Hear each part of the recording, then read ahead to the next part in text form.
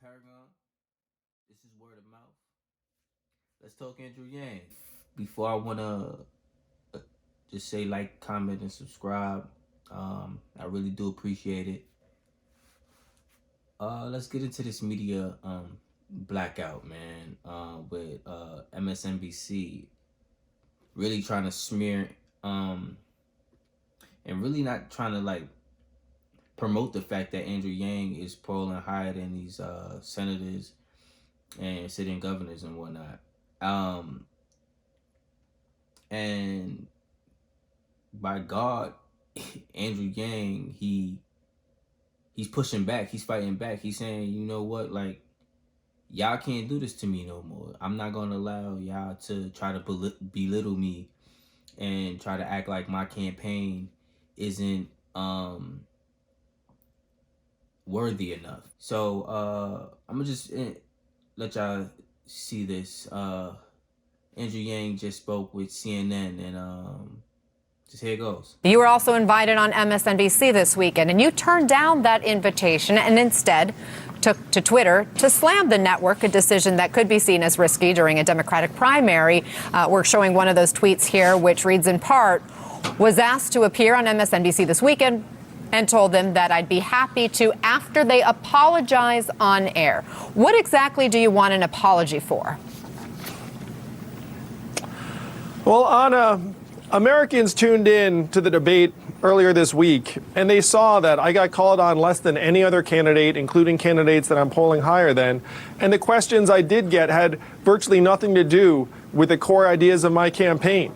And if this were an isolated incident, that would be one thing. But if you go back over the last number of months, MSNBC has literally omitted me from over a dozen fundraising and polling graphics, which it's not about me, it's about the 300,000 plus Americans who've donated to and support my campaign, and the millions of Americans who know we need to rewrite the rules of the 21st century economy to work for us. Think about those people donating $10, $20 of their hard-earned money to put a candidate on the stage, and then have MSNBC virtually ignore me for 32 minutes, or when they tune into MSNBC to see how we're doing in the polls, it's like I don't exist. And you can go through the records, you can see they've done it to me over and over again. And I'm not the kind of guy who takes offense easily, but at this point you have to call it like you see it. Do you think there's a specific reason you're not getting the coverage you feel is fair on a network so popular with the left? It's a bit of a mystery to me, Anna, and I hope that when they come clean and acknowledge that they have been suppressing and ignoring me and my campaign for months, maybe they'll actually share with us what the rationale is. All I know is that I'm fighting for the American people. I'm here in Iowa. There are, I'm going to say hundreds, I actually lost track, hundreds of Iowans right behind me, as you can see, who know we need to actually work on solving the problems that got Donald Trump elected. I have no idea why MSNBC does not want to have this conversation. I think this is what we need more of from Andrew Yang. Him really kind of just telling people how it is. And I really like the fact that he tweeted out and he said, hey, listen, I'm not going onto your show until y'all issue me an apology and issue my campaign an apology, you know, on air.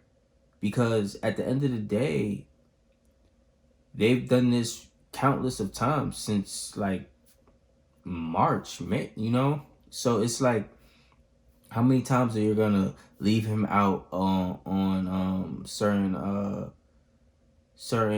lists? How many times are you not just gonna put his picture up there or move in front of his picture while somebody is talking about all the candidates? You know what I mean? How do you leave him off of a list of candidates in which many of part is he is polling higher than these candidates, and they will put in other candidates in his place that is polling at 1% and he's at 4%? Doesn't even make sense. So I really do think Andrew Yang needs to do more of this, man. I think because it's going to get a rise out of people, and it's going to, you know what I mean, fuel that fire in people to really want to get behind him even more because he's showing that passion. You know what I mean? I'm gonna be relentless with this. Y'all can't stop the movement. You know what I mean? You can't stop Yang Gang. I think he's showing that grit. You know what I mean? Because he's from New York. I'm from New York, and I felt him. I felt in that interview something came out of him with it was like, just like, I will be ruthless with this. You know what I mean? You're not going to stop our grind, our campaign for nothing. MSNBC, y'all can try, but like Andrew said, we don't need you. You will need him because he's going to be our president. Okay? That's it.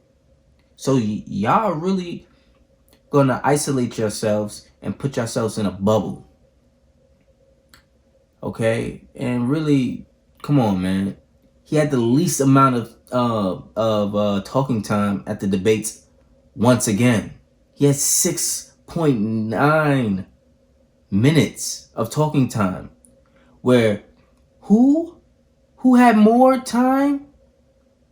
Booker had damn near the most time, and and Booker's polling at 1%. I don't understand it. Doesn't even make sense. Doesn't even make sense. But yet, Andrew Yang, the person that is fourth nationally, is being subjected to the least amount of time on stage. Doesn't even make sense. You don't ask him a question for 32 minutes. We are going to stand for Yang. We will be there knocking at your door.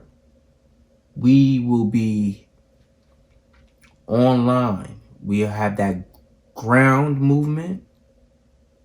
We're always talking to people as Yang Gang. We're always going above and beyond. If you see what the Yang Gang does, we're a group of people that are dedicated to the cause. And I think that is going to prevail more than anything, because you can't stop something that is genuinely organic. Okay? And I think you're just scared. You're running scared and you're gonna panic. So MSNBC, y'all really should get your act together. Pay homage. Apologize. Okay? Admit where you was wrong. Admit what you have done. Move on and promote, because Andrew Yang is going to be president 2020. And it's on you to get your act together. And like he said, we don't need you.